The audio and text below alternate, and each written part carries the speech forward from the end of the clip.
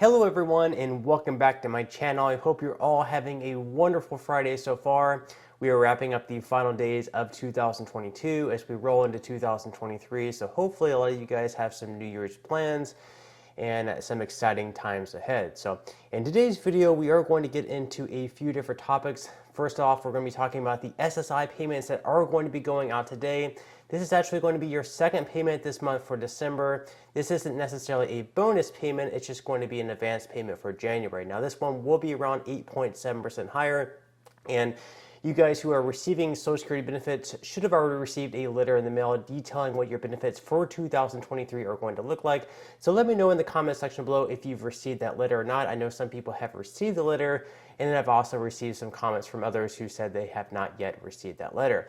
Now, other than SSI beneficiaries, other people on Social Security benefits are also going to be receiving an 8.7% increase for 2023. Now, of course, those are not going to be coming today. Those are going to be coming at some point in January, just depending on when you usually receive your payments. This is going to be the same payment schedule as what you received in 2022, so nothing is really going to be changing to that. However, even with the 8.7% increase, there are some downsides to it. And then also, we're going to be talking about what some people have been saying about the future of Social Security being in trouble, but what the surprising truth about Social Security really is, and why we really shouldn't be all that concerned. Now, before we dive into today's video, if you wouldn't mind helping me out, I would greatly appreciate if you would first give this video a like. I'm definitely appreciative of all you guys who do that. And also subscribe to my channel. It's completely free. I would definitely appreciate you doing that. So let's go ahead and dive into today's video. This is an article released by CNN. This just came out today, actually. It says senior citizens will soon get that big hike in their Social Security benefits. Senior citizens and other Social Security recipients will start getting a heftier monthly benefit next month due to an 8.7% annual cost of living adjustment aimed at helping them cope with high inflation. The increase, the largest in more than 40 years, will boost retirees' monthly payments by more than $140 to an estimated average of $1,827 for 2023. The adjustment is the highest that most current beneficiaries have ever seen because it is based on an inflation metric from August through October, which was also around 40-year highs. Inflation has cooled somewhat since then, though prices have remained elevated. Quote, "I'm sure everyone is anxiously waiting because prices are still high," said Mary Johnson, a Social Security and Medicare policy analyst at the Senior Citizens League, an advocacy group. "Just shopping for food to feed people during the holidays is going to be a huge challenge." Roughly 70 million people received the increase, which follows a 5.9% adjustment for 2022. So again, this is something that automatically happens each and every year, this cost of living adjustment based on inflation from the third quarter when compared to the prior year. Now, this is just to keep up with inflation, so it isn't necessarily an increase. It's just to keep up with the higher costs, which a lot of people say that the inflation rate has actually been a lot higher than 8.7%. So it's actually pretty questionable whether or not 8.7% actually keeps up with the rate of inflation. Many senior citizens depend heavily on Social Security. Some 42% of elderly women and 37% of elderly men rely on the monthly payments for at least half of their income, according to the Social Security Administration. So 42% of women and 37% of men rely almost on half of their income for these benefits. So these are extremely important when we're talking about Social Security potentially going away. That would be a huge concern because 50% of people rely a lot on these benefits. If they were to go away entirely, it would be hard to get by for a lot of these people. The article goes on to say, even though recipients received a sizable adjustment for this year, inflation ate away at the boost. The increase fell short of actual inflation by an average of more than $42, or 46% every month, or roughly $580 for the year, Johnson said. Many retirees have been forced to turn to their savings or public assistance. One third of seniors reported signing up for food stamps or visiting a food pantry over the past 12 months, compared with 22% in 2020. Also, 17% have applied for assistance with heating costs, compared with 10% in 2020. So it's pretty clear here that even with these cost of living adjustments, they are not enough. People are turning more to food stamps and different types of assistance. They're going to food pantries. They're seeking these alternative options just because the raises are not enough to keep up with inflation, especially at places like the grocery store. This is not a new problem. Benefits have not kept up with the rising cost of living for years, even with the annual adjustments. As of March, inflation has caused Social Security payments to lose 40% of their buying power since 2000, according to a study released earlier this year by the League.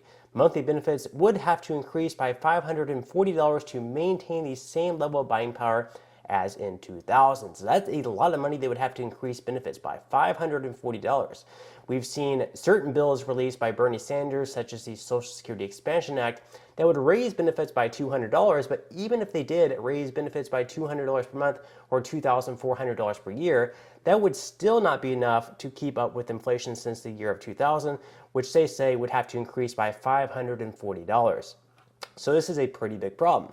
The good news here, though, is Medicare premiums will actually see a decrease. So senior citizens will also see their Medicare Part B premiums drop in 2023, the first time in more than a decade that the tab will be lower than the year before. The Centers for Medicare and Medicaid Services announced in the fall. It's only the fourth time that premiums are declining since Medicare was created in 1965. So the standard monthly premiums will be $164.90 in 2023, which is a decrease of $5.20 from 2022. So this is a good deal here. Premiums are actually going to be decreasing next year, which is going to allow you to keep more of your benefits from the 8.7% cost of living adjustment. Of course, though, as I mentioned earlier on in today's video, there is going to be a downside to this cost of living adjustment. And the downside, of course, here as mentioned by Mary Johnson, is that the resulting of increase in income could push them above the thresholds for certain government benefits, such as Medicare Extra Help, Medicaid, food stamps, and rental assistance, leaving them eligible for less or no aid. So even though there's going to be a bump in benefits, perhaps you're no longer going to be eligible for other help, such as food stamps, which in the end could actually make it so you're actually earning less money because you're going to be spending more money on food, receiving less assistance. Or they could have to pay more for their Medicare Part B premiums, which are adjusted for income. Also, they could have to start paying taxes or owe higher levies on their Social Security benefits if their income rises above a certain level. Further, it says the increases could leave Social Security's finances on even shakier ground. So as we mentioned before, in the next 10 years, the Social Security Trust Fund could be depleted. So this is some bad news potentially there that we just went over. Now, as another article by the Motley Fool states, the surprising truth about the future of Social Security. So we talked a lot about the trust fund depleting by 2035. Some other estimates say 2033. And of course, with the 8.7% cost of living adjustment, we're going to be paying out more benefits, so the trust fund could be depleted even quicker. Now, as the Motley Fool states, it's not quite the disaster dire headlines make it out to be. It's also not beyond fixing.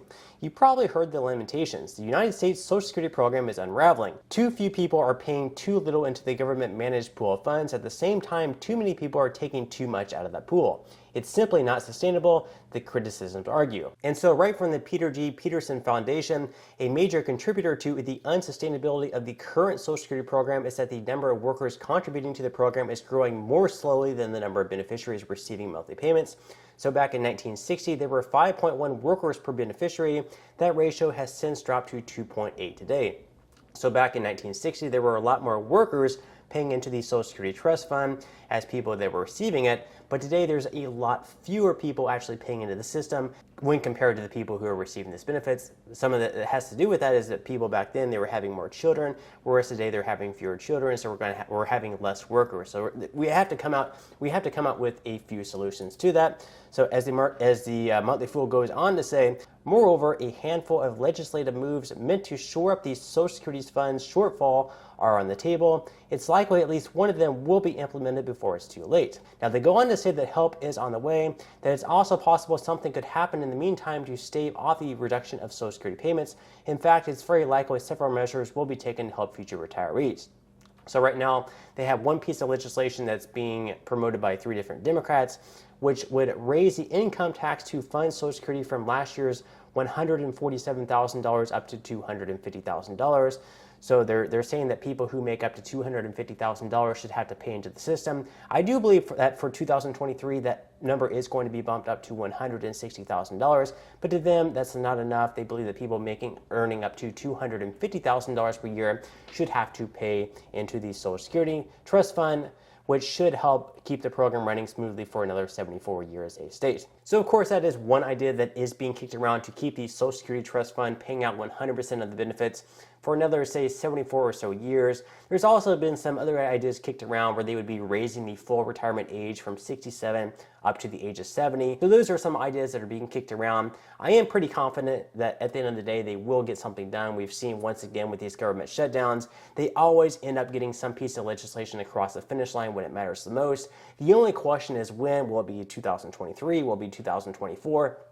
Or will they wait all the way until the end to the final deadline of, say, 2033, 2034, months before these benefits are set to, see a reduction of, say, 20%, where they have a lot more pressure. So we'll just have to wait and see on that. And on that note, I'm going to go ahead and wrap up this video. Again, I hope you guys enjoyed it. If you did, please give this video a like. I would definitely appreciate it if you would. I hope you have a happy and safe New Year's if I don't see you until 2023, and I will see you in the next video.